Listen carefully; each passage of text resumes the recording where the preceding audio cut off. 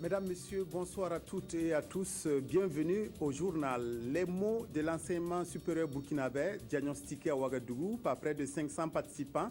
Les problèmes seront mis sur la table et des solutions proposées pour sortir notre université de l'ornière. Les ministres des pays membres de l'Organisation pour l'harmonisation des droits des affaires en Afrique, OHADA, se réunissent à Ouagadougou pour jeter un regard rétrospectif sur 2 décennies d'action en faveur de l'investissement privé sur le continent. Les étalons s'envolent cette nuit pour Pointe-Noire au Congo, où ils affronteront samedi les Diables Rouges en éliminatoire de la Coupe du Monde 2014. Une victoire leur permettrait de garder intactes les chances de qualification.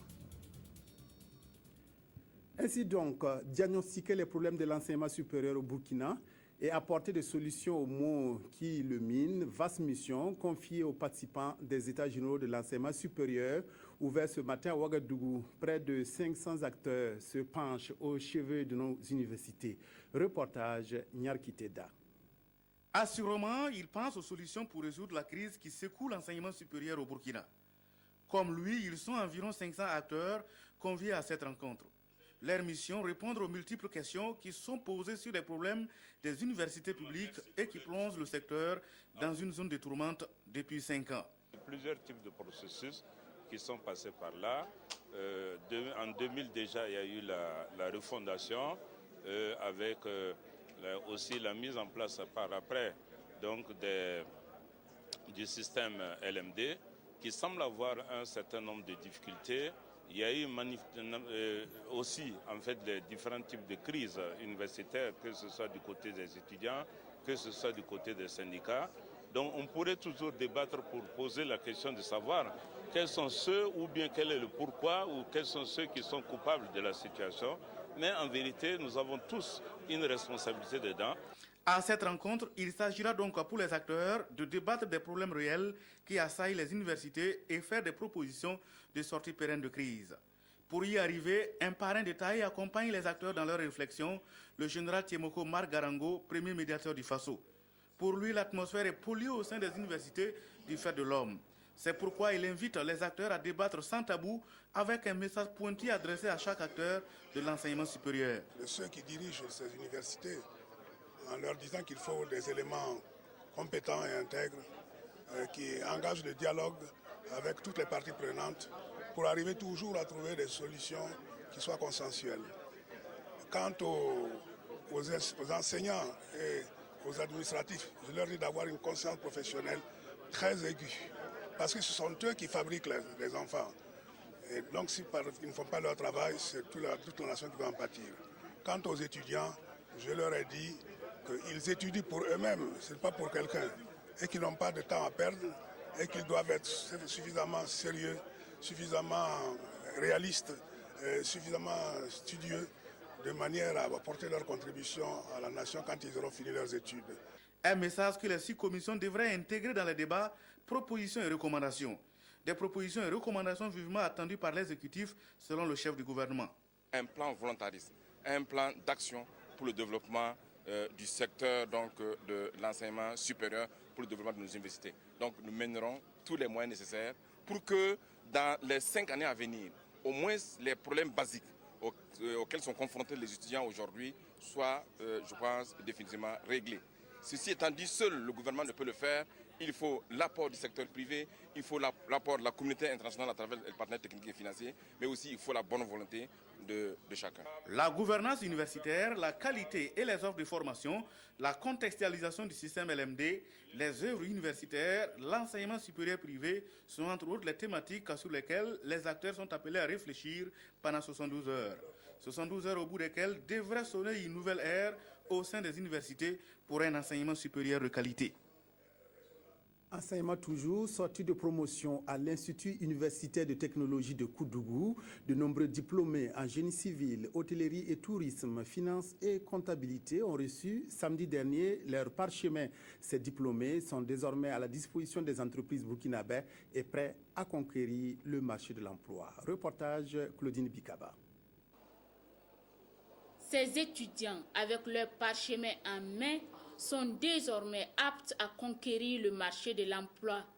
Issus de 6 filières que sont la finance-comptabilité, le secrétariat de direction, la gestion commerciale, le tourisme et hôtellerie, le génie civil option bâtiment, le génie électrique option électronique. Au nombre de 135, ils sont tous de l'Institut universitaire de technologie de Koudougou. Aujourd'hui, nous pouvons dire que cette sortie de promotion réellement nous ouvre les portes à la vie socio-professionnelle et nous espérons que nous pourrons réellement faire preuve sur le marché de l'emploi. Il a fallu 2 ans de formation théorique et pratique pour certains et 3 ans pour d'autres pour obtenir ce diplôme de DUT et de licence. Le parrain de cette sortie de promotion rassure les chefs d'entreprise quant aux compétences de ses filleuls. Nous avons élaboré les matières ensemble et nous les accueillons pour leur formation. Déjà, c'est un acquis qu'ils ont. Je crois que la première formation ne dira pas le contraire parce que tout le monde, en tout cas notre connaissance, a déjà trouvé un point de chute. Au cours de cette cérémonie, le parrain, un homme avisé, n'a pas manqué de prodiguer des conseils à ses futurs cadres d'entreprise. Il les a surtout exhortés à faire preuve d'abnégation au travail et à être humbles pour réussir dans leur carrière et répondre à la devise de l'Institut qui est professionnalisme, excellence, compétence. Ouverture du Conseil des ministres des pays membres de l'Organisation pour l'harmonisation des droits des affaires en Afrique, OHADA. À l'ouverture des travaux, le Premier ministre Béon Luc Adolphe Thiaw a félicité l'organisation pour son parcours qui a permis de promouvoir l'investissement privé en Afrique. Reportage Moumouni Soubega. Signé le 17 octobre 1993, le traité relatif à l'harmonisation du droit des affaires en Afrique OHADA est entré en vigueur en septembre 1995. C'est un traité ratifié par 17 pays d'Afrique et qui constitue aujourd'hui un outil indispensable aux investissements privés et à la croissance économique. Nous avons fait du bon chemin parce qu'en 1993, lorsque nos chefs d'État ont créé l'OHADA, nos pays étaient en grande difficulté économique. Aujourd'hui, personne ne peut dire que l'Afrique est en perdition sur le plan économique. Les perspectives nous sont favorables. Et l'OHADA a contribué à l'évolution connue par nos pays. 20 ans après la création de l'OHADA, tous s'accordent à donner raison aux chefs d'État et de gouvernement des pays membres qui l'ont initié à part lui. C'est le Burkina Faso qui assure actuellement la présidence en exercice de l'OHADA. À l'ouverture de cette première session du Conseil des ministres de l'institution, le Premier ministre burkinabé Luc Adolphe Thiaw a félicité tous les acteurs pour les acquis engrangés et il les a invités à travailler à mieux adapter l'OHADA aux réalités de l'heure. Les principales difficultés relatives à l'acte uniforme sur le droit des sociétés commerciales et du groupement d'intérêts économiques ainsi qu'à l'effectivité du registre du commerce et du crédit immobilier dans les États partis de chaque nation, conciliant au mieux les préoccupations de chaque État parti avec l'objectif commun qui n'est autre que de se doter de législation adaptée à nos réalités. Il nous faut faire preuve encore plus d'audace pour vaincre certaines résistances face aux réformes indispensables à des économies hautement compétitives et ouvertes sur le monde. En dehors des grandes réformes qui seront adoptées à cette première session, il sera également question de préparer la commémoration des 20 ans de l'OHADA en octobre prochain, histoire de faire le bilan et d'envisager de nouvelles orientations pour davantage sécuriser les affaires et attirer les investisseurs. L'opposition burkinabé n'en démord pas. Elle compte organiser le 29 juin prochain une journée nationale de protestation. C'est pour parler de cette manifestation que le chef de file de l'opposition, Zéphirin Diabré, a tenu aujourd'hui une conférence de presse sur laquelle revient Frédéric Étienne Bassenga. L'opposition burkinabé passe à une nouvelle étape de sa lutte contre le Sénat. Elle a décidé d'organiser le 29 juin prochain une journée de protestation sur l'ensemble du territoire national pour réitérer son nom à cette deuxième chambre, mais aussi manifester son mécontentement face à la politique conduite par le gouvernement burkinabé qu'elle qualifie de provocation. Zéphirin Diabré a invité tous les militants de l'opposition à se faire entendre dans tous les chefs-lieux de province et communes du Burkina à cette date. Cette journée de protestation sera ponctuée par les actions suivantes. Un rassemblement des militants, sympathisants et de toute la population en général dans un lieu public à une heure choisie par le collectif local en fonction des réalités du terrain. Une marche en direction des préfectures et ou des hauts commissariats, la remise d'une lettre de protestation adressée au président du Faso, la tenue d'un meeting à la place de leur choix. Ces activités seront organisées, comme je l'ai dit tantôt, par des collectifs locaux, dirigés par les responsables locaux et les élus, conseillers, maires et députés des partis de l'opposition. À Ouagadougou, c'est à la place de la nation que l'opposition invite ses militants au rassemblement. Un rassemblement qui sera suivi d'une marche dont le point de chute est le Premier ministère, puis d'un meeting. En outre, cette conférence de presse a permis au chef de file de l'opposition d'informer l'opinion publique d'une déclaration en cours d'adoption qui a déjà recueilli 30 signatures des 44 partis affiliés au chef de file de l'opposition. Cette déclaration invite en substance les élus locaux de l'opposition à boycotter les élections des sénateurs et l'ensemble des Burkinabés à rejeter le Sénat et à se mobiliser pour faire échouer ce qu'elle estime être une tentative de modification de l'article 37. Le ministère de l'Administration territoriale et de la Sécurité partage sa nouvelle vision axée sur la stratégie nationale de l'État civil avec ses partenaires techniques et financiers. La table ronde qui s'est tenue ce matin a permis de partager cette vision et de solliciter le soutien des bailleurs de fonds. Reportage Salinana. L'établissement des actes d'état civil pose toujours problème et reste un défi à relever pour le gouvernement. Selon l'enquête sur la vie des ménages de 2009, 24% d'hommes et près de 35% de femmes ne sont pas enregistrés à l'état civil. C'est pourquoi la stratégie nationale de l'état civil adoptée en 2012 vise à améliorer le système d'enregistrement des faits d'état civil et des statistiques de vie. Notre plan va permettre donc, de moderniser sur le plan au niveau de l'informatique.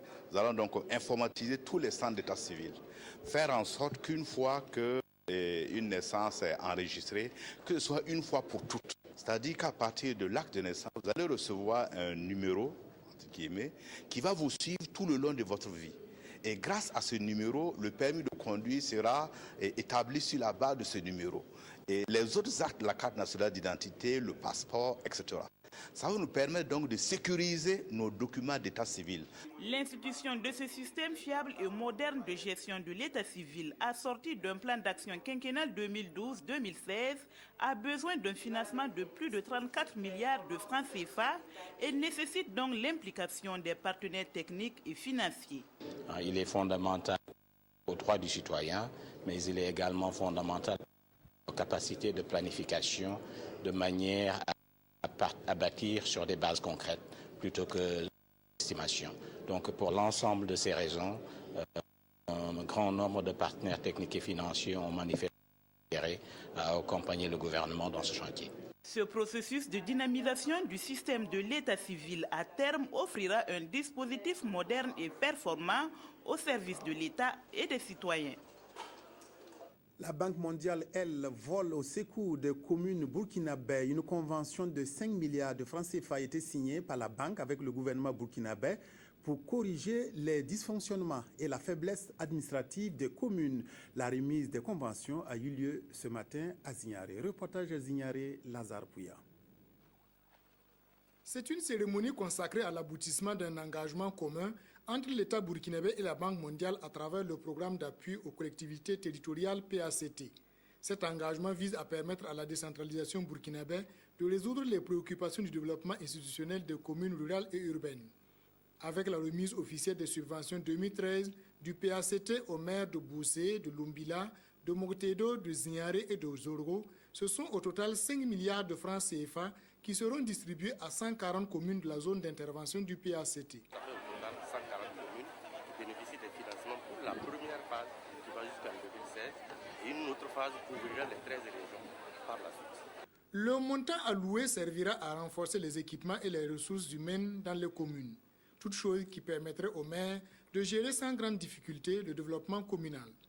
Nous sommes convaincus que c'est un accompagnement très fort que le projet d'appui aux collectivités territoriales est venu nous apporter.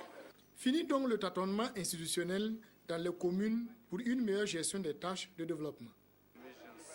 Ce jour même, nous allons commencer à financer les communes afin qu'ils puissent commencer vraiment à entamer ce développement.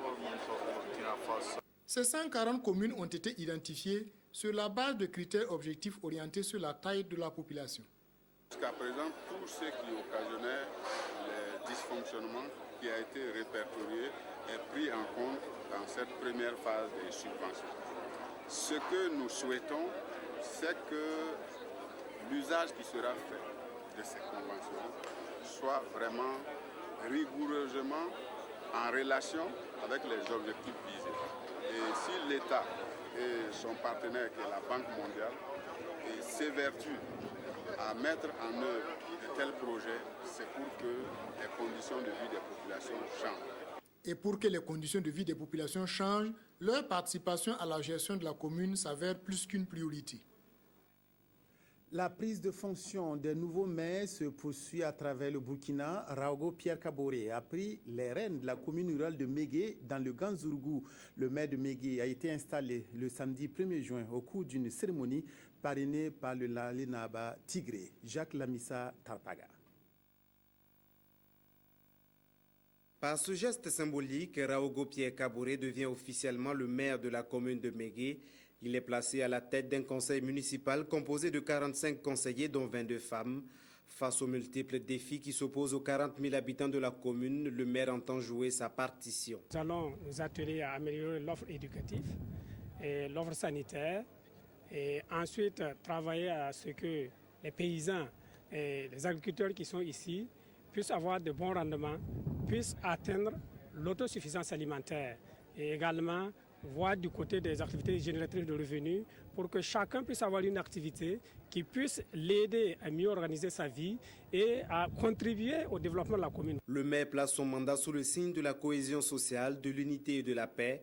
À ce titre, le Lalinaba Tigré, parrain de la cérémonie, exhorte les habitants de Mégué à travailler main dans la main pour le développement de leur localité et il promet de les accompagner. Je vais aider le maire à trouver les moyens de donner du travail aux populations, aux producteurs, aux citoyens de Mégué, car il y a beaucoup à faire ici. Le parrain et le maire invitent les ressortissants de Mégué à s'impliquer davantage pour le développement de la commune.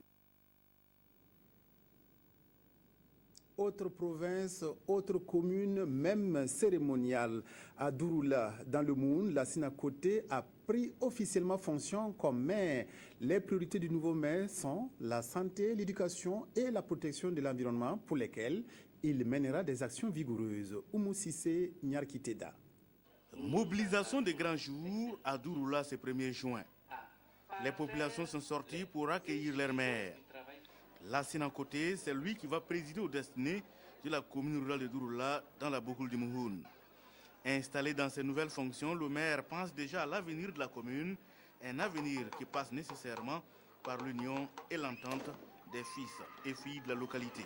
Nous pouvons réussir le développement de cette commune si nous considérons que le plus important, ce ne sont pas les oppositions qui nous ont opposés pendant les campagnes électorales, mais plutôt le combat de la construction et du devenir des populations de cette commune.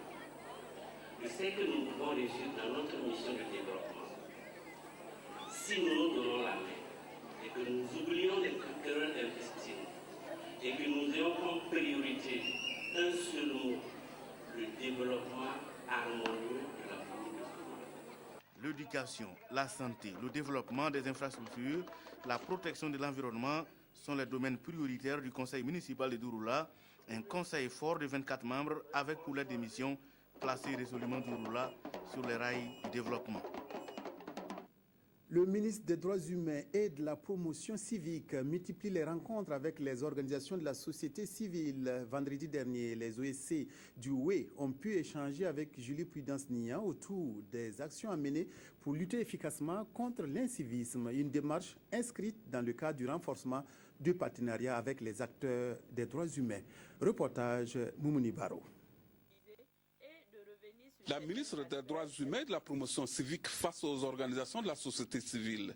Pendant 3 heures d'horloge, les deux camps ont échangé sur les préoccupations des populations dans la lutte contre l'incivisme. Et selon la ministre, l'apport de ces associations dans la promotion des droits humains reste un élément clé dans le développement du Burkina Faso. Nous travaillons avec elles justement pour qu'elles puissent faire passer les informations, pour qu'elles puissent faire également remonter les préoccupations de la population dans le cadre des activités que nous menons. Et aujourd'hui, nous sommes satisfaits des échanges que nous avons eus parce que c'était assez riche, c'était assez direct, c'était assez franc et c'était constructif. Les organisations de la société civile ont trouvé ces échanges fructueux, des échanges qui, selon elles, leur permettront de cerner certaines préoccupations et de mener des actions fortes pour mettre fin aux nombreux dérapages. C'est une rencontre à saluer parce que lorsque l'autorité vient à la base pour dire comment elle travaille et qu'est-ce qu'elle attend des partenaires, les OSC, quels conseils les OSC peuvent donner à l'autorité pour qu'elle agisse selon les attentes, mais c'est toujours un plus. La ministre des Droits humains et de la promotion civique invite chaque citoyen à œuvrer dans le sens de la promotion des droits humains dans l'intérêt du pays. Et que c'est en cela que l'on pourra construire une cité où chacun pourra vivre dans la paix. Amnesty International a publié son rapport 2013 sur les atteintes aux droits de l'homme commises dans 159 pays. Ce rapport a été présenté lundi dernier à la presse par les membres d'Amnesty International Burkina Faso. Le soutien des journalistes pour réussir leur mission de défense des droits humains. Yolande Lompo. Officiellement lancé le 23 mai 2013 à Londres, ce rapport 2013 sur la situation des droits humains dans le monde du mouvement mondial Amnesty International est prêt. La quintessence de ce document de 353 pages, structuré en 3 chapitres, a été présentée aux hommes de médias au cours de cette conférence de presse. Ce rapport représente l'ensemble des informations et des recherches effectuées en 2012 sur des actes de torture, d'homicides illégaux, d'expulsions forcées, de violences à l'égard des femmes, entre autres, dans 159 pays à travers le monde. Le rapport 2013 couvre la période janvier à décembre 2012 et nous avons à l'occasion visité 101 pays pour ce qui concerne les violations générales des droits humains et 112 pays pour les différentes infractions liées au conflit, etc. Et chaque directeur dans les pays où il y a une structure sont également tenus de faire, si vous voulez, des rencontres d'échange avec les journalistes afin que tous les éléments, toutes les recommandations surtout et les faits que nous évoquons dans ce rapport fassent encore enrichir la réflexion sur comment est-ce que les États, sur comment est-ce que les gouvernements, mais également sur comment est-ce que le citoyen lambda, tout ce beau monde va se mettre ensemble pour que les droits humains soient le moins violés possible. Pour ce qui est du Burkina Faso, Amnesty International dénonce des cas de torture et d'impunité et mentionne qu'aucune avancée réelle n'a été constatée en termes de qualité des services de santé maternelle.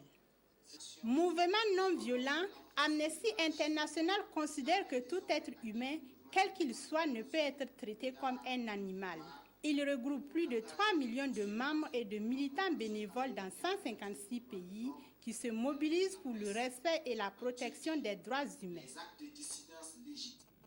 Le Burkina est depuis quelques mois pays conforme à l'initiative pour la transparence dans les industries extractives ITIE à laquelle il a adhéré en 2008. Notre pays, qui œuvre donc en faveur d'une gestion transparente des ressources minières, prendra part à partir du 15 juin prochain à Londres à un sommet du G8.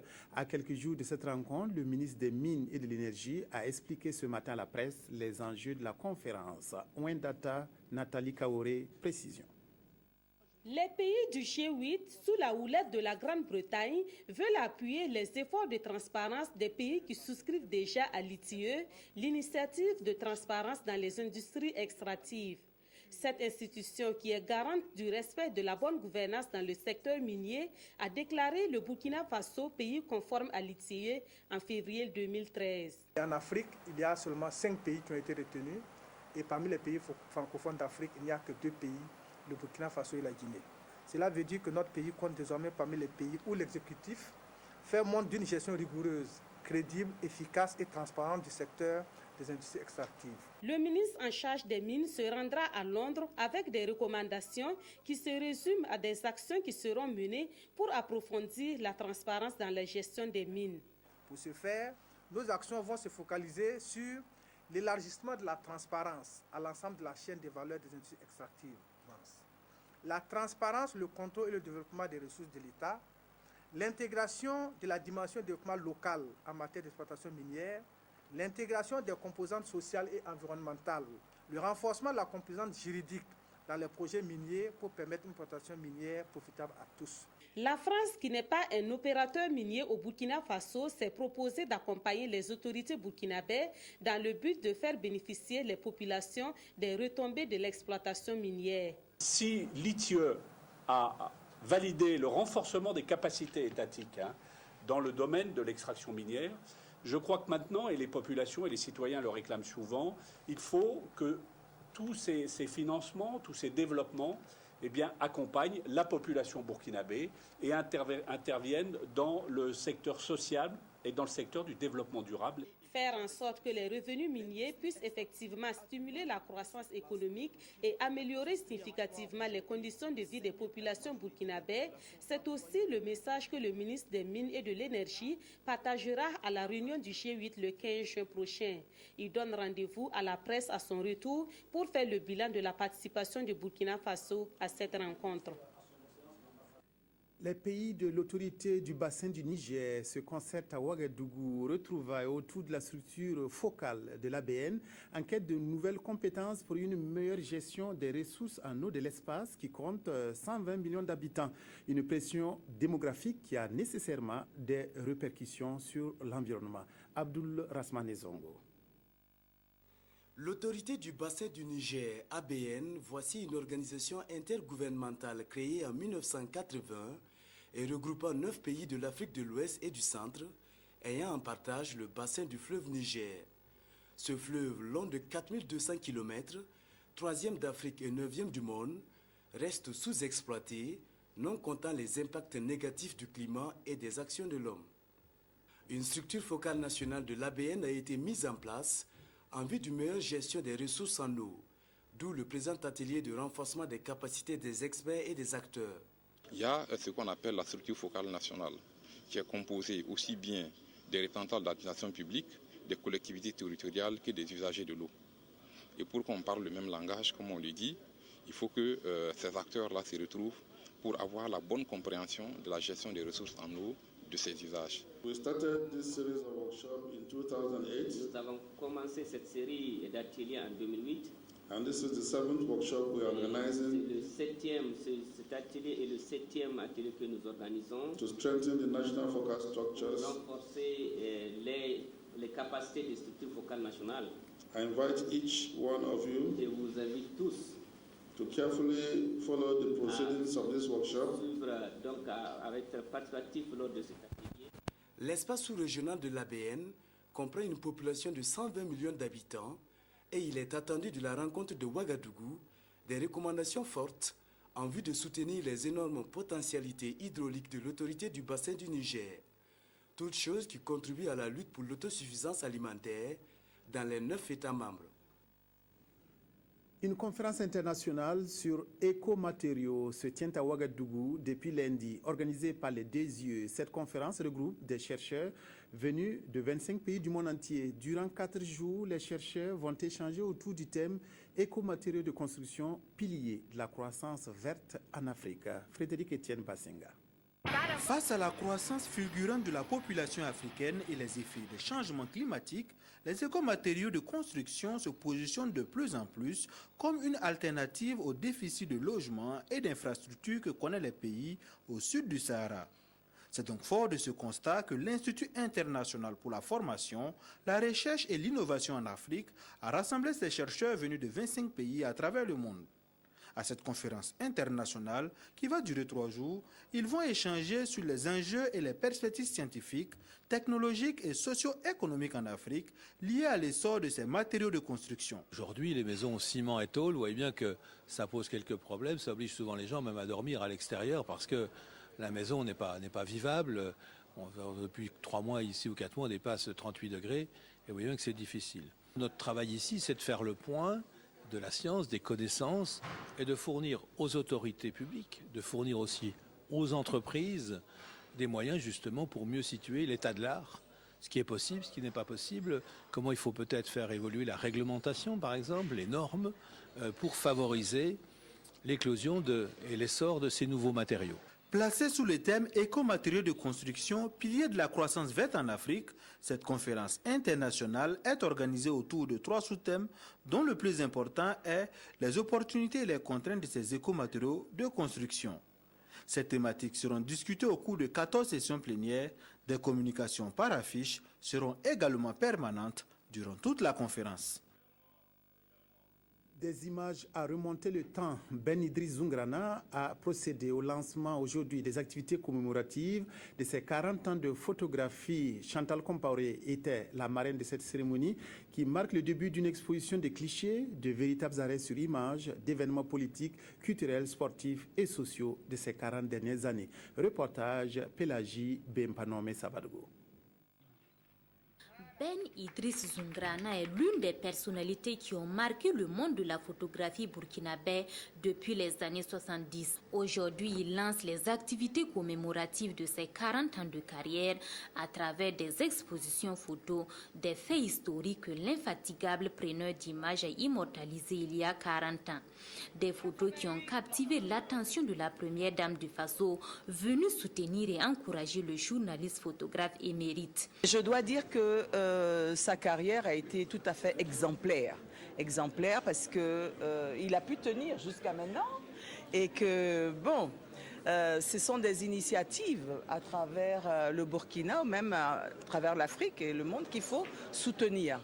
Titulaire d'un master en communication et en photographie, il a acquis sa réputation grâce à sa passion pour le métier, son professionnalisme et son abnégation. Les 40 ans de photographie de Big Z seront marqués par une série d'activités comme des expositions photos et des défilés de mode jusqu'en décembre 2013.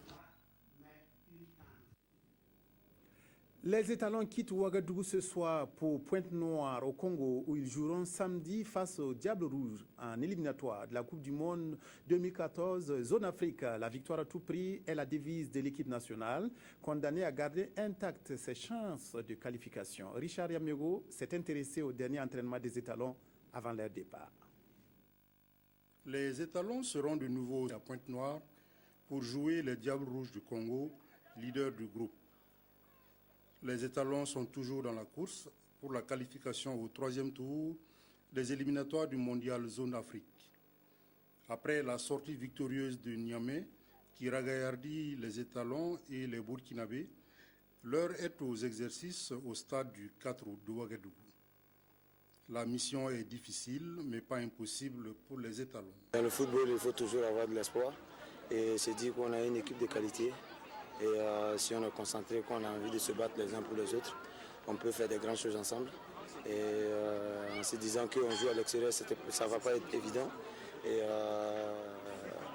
nous, on est bien concentrés, tout le monde est en pleine forme. Il y a un peu de fatigue, mais bon, je pense que d'ici samedi, ça ira. Je pense On n'a pas droit à l'erreur là-bas, il faut gagner. Et on sait que les qualités qu'on a et les joueurs qu'on a, on peut battre n'importe quelle équipe chez eux. Mais c'est surtout respecter l'adversaire aussi et puis être surtout très très prudent parce qu'on sait que ça va être un gros match. Mais comme je dis, tout est possible. On peut encore faire la différence. La rencontre sera très très difficile. Mais en tant que joueur, on se prépare. Parce que présentement, on a pris une victoire au Niger. Je pense que le moral est au beau fixe. Donc on va tout faire pour avoir un bon résultat. Pas un match, mais moi je crois à une victoire et ça va se passer. On est prêt pour aborder ce match. Tout le groupe est là, on s'entraîne bien avec l'entraîneur. Donc je pense que s'il plaît à Dieu, on va remporter les 3 points pour le peuple burkinabé et surtout pour nous-mêmes. Côté encadrement technique, on sait que les organismes des joueurs ont été beaucoup sollicités au cours de la saison, mais on prépare le groupe pour le déplacement de Pointe-Noire. C'était un match difficile, mais il faut voir la patience, il faut avoir l'intelligence pour jouer des matchs comme ça. Et au Congo, c'était un petit peu la même chose. Maintenant, j'ai préparé l'équipe un petit peu sur le niveau de circulation dans des espaces réduits.